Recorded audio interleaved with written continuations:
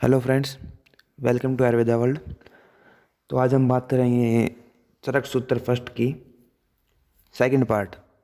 First part में आपको video पहले प्रोवाइड की जा चुकी है, पहले वो देखिए।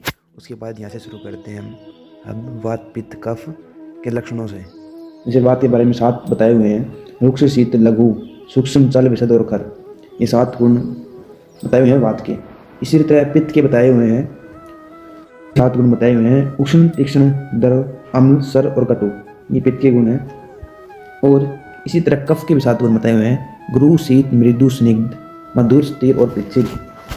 इन सभी का यहाँ पे डिस्कस करने का क्या कारण है कि कोई भी रोग की उत्पत्ति होती है तो इनमें किस तरह कौन सा दोष की विकृति होती है, ये हम प्रकृति या मतलब दोष परीक्षा करेंगे उसकी रोगी परीक्षा।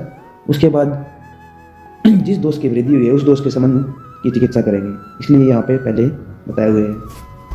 इसके बाद श्लोका नंबर 62 में सभी दोषों के बारे में चिकित्सा सूत्र के बारे में बताया हुआ है। तो चिकित्सा सूत्र में क्या है, विपरीत गुण ही, मतलब जो दोष बढ़ा हुआ है उसके विपरीत गुणों क्या हम औषध आहार विहार का सेवन कराएंगे।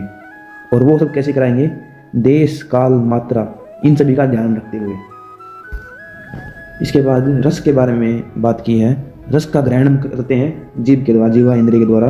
और रस में जल और पृथ्वी दोनों का मतलब द्रव्य समावेश होता है।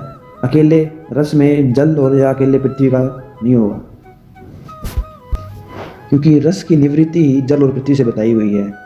तो जो पृथकता है उसका कारण है पृथ्वी, और जो सिर्फ रस होगा उसका योनि है जल, और विष की योनि भी जल ही है। तो अगर पृथ्वी और रस या मतलब पृथ्वी और जल ना हो तो सभी 6 रस ऐसे नहीं होंगे, मतलब तो एक ही रस होता है। इसलिए पृथकता का कारण भी जल और पृथ्वी है। मेनली सभी में रस में जल और पृथ्वी का समावेश होता ही है। उसके बाद बात करें निवृत्ति ऋतु च विशेष है, जो विशेष है उसके पीछे क्या कारण है, आकाश वायु और अग्नि, ये सभी अप्रधान कारण है उसके पीछे। जिसमें कोई मधुर रस है, मधुर रस शहद में मिल सकता है, चीनी में मिल सकता है, लेकिन उसकी जो पृथकता विशेष का कारण है उसका पीछे आकाश वायु और अग्नि इनका कारण माना गया है, विशेष निवृत्ति। इन सभी की बात, एक बात तो आपको ध्यान रखनी है कि रस की योनि है जल और रस द्रव्य की योनि है जल और पृथ्वी। इसके बाद 6 रसों के बारे में डिस्कस किया है, जैसे मधुर अम्ल लवण कटु तिक्त और कसाय। इसमें मधुर का सिनोनिम स्वादु बताया है, ये आपको ध्यान रखना है। उसके बाद बताया है किंचित दोष प्रशमनम किंचित धातु प्रदूषणम शस्त्रवितो मतम किंचित त्रिविधम द्रव्यम उच्यते। द्रव्यों का वर्गीकरण किया है उसके प्रभाव के अकॉर्डिंग। कैसे, कुछ द्रव्य होते हैं जो दोष का शमन करते हैं, कुछ द्रव्य होते हैं जो धातु प्रदूषण करते हैं, और कुछ होते हैं जो स्वस्थ वृत्त में हितकारक है, मतलब स्वस्थ आदमी भी उनको ग्रहण कर सकता है। वो उनके प्रभाव के अकॉर्डिंग डिवाइड किया है। इसके बाद तत्व उन्मत्ति त्रिविधम गेम जांगम उद्भिद पार्थिव। उत्पत्ति के विषय 3 प्रकार के द्रव्य बताए हैं, जांगम उद्भिद और पार्थिव।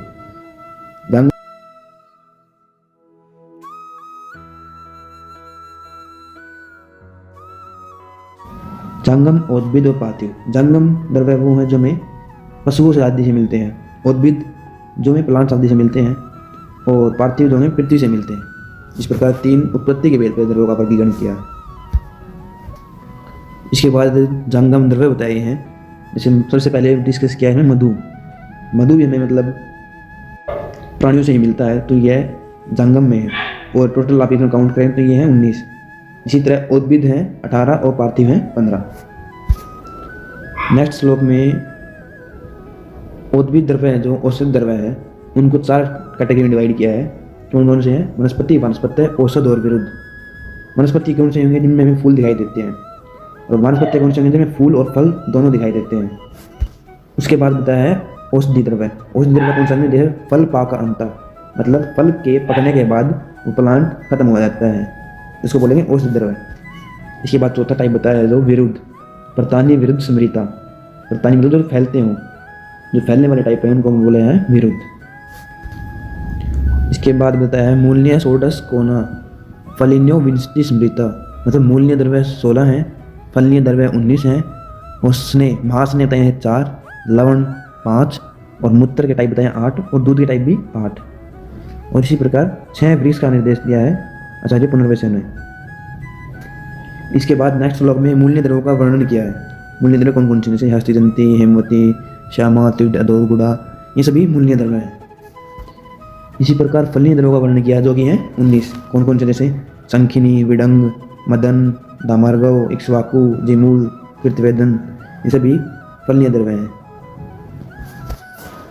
इसके बाद 4 प्रकार के महास्नेह का वर्णन किया है। सर्पी, तेल, वसा, मज्जा, स्नेह, दुष्ट इत्यादि। पान, व्यंज। 4 प्रकार स्नेह कौन थे, जैसे सर्पी, तेल, वसा और मज्जा। इनका प्रयोग बताया, जैसे पान, अभ्यंग, बस्ती, नस्य। तो पान के लिए, पीने के लिए, अभ्यंग के लिए, बस्ती के लिए और नस्य पे, इन 4 प्रकार के स्नेह का प्रयोग किया जाता है। और इनका क्या फायदा है, मतलब स्नेहन जीवन बल्या बलकारक होते हैं, जीवनीय शक्ति को बढ़ाते हैं, और वर्ण उपचय, वर्ण प्रसाधन में होते हैं, और शरीर की वृद्धि करते हैं, और वात पित्त कफ पहा, वात पित्त कफ का नाशक होते हैं।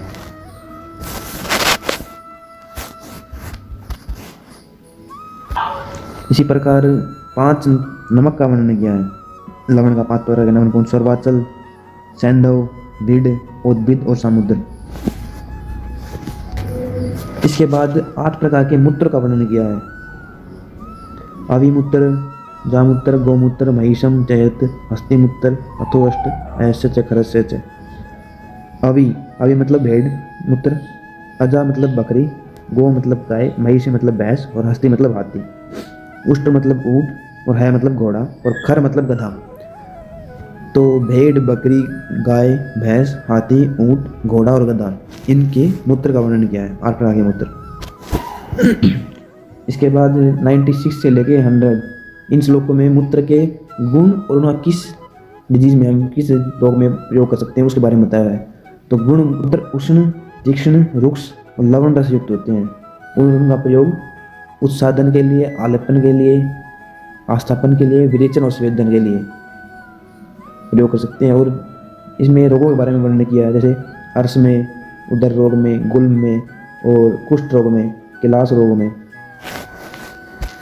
तो ये सब आप पढ़ सकते हो बाकी। इसके बाद 8 प्रकार के दूध का वर्णन है। अवि, क्षीर, मज्जा, क्षीर, मोक्षीर, महिषीर, यत, उष्टि, नागिनम, वड़वाया, त्रिस्थित।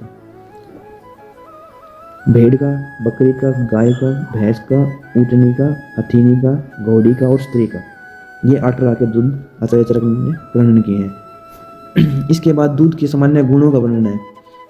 तो दूध मधुर, स्निग्ध, शीतल, स्तन्य माना गया है।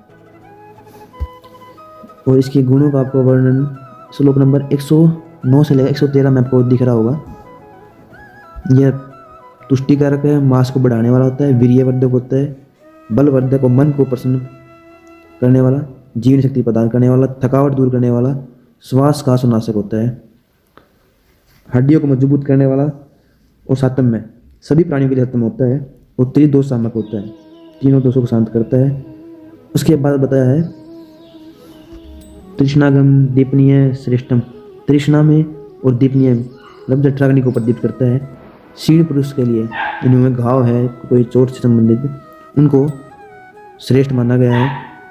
और पांडु, अम्लपित्त, शोष, गुल्म, उदर रोग, अतिसार, ज्वर, धा और सूजन में दूध का सेवन निषेध बताया गया है। इसके अलावा योनि, शुक्र दोष, प्रदेशु मूत्रेशु प्रदेशु च, योनि रोग में, शुक्र रोग में और मूत्र के सभी विकारों में और वात विकारों में और पित्त शामक दोषों में दूध सबसे श्रेष्ठ बताया गया है।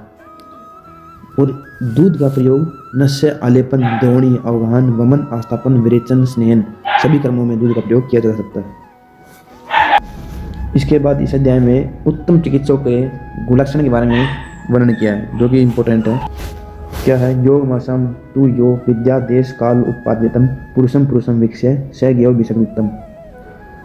जो चिकित्सक देश काल इन सभी के अकॉर्डिंग स्त्री पुरुष सभी का ध्यान रख के औषधियों का योग जानता है, औषधियों का प्रयोग करना जानता है, वही उत्तम चिकित्सक माना गया है। तो ये सभी इंपॉर्टेंट पॉइंट्स थे इस चैप्टर में। इसके अलावा आपको रीडिंग तो लगानी, लेकिन ये इंपॉर्टेंट लोग हमने डिस्कस किया आपके साथ। अगर आपको ये वीडियो अच्छी लगी हो तो लाइक करें, शेयर करें, सब्सक्राइब करें।